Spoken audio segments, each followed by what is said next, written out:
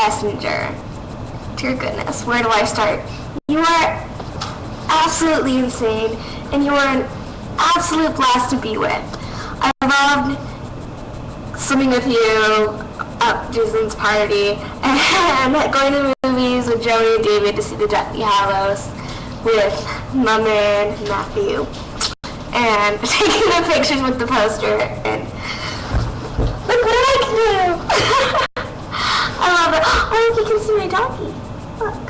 Anyways, I just love being with you. You're totally awesome for a freshman, and that's saying something. Just kidding. You're an awesome person just in general, and we definitely need to hang out again and go to the movies, or you stay the night here or something, because it just needs to happen, obviously. But I love you, and I can't wait to see you Sunday.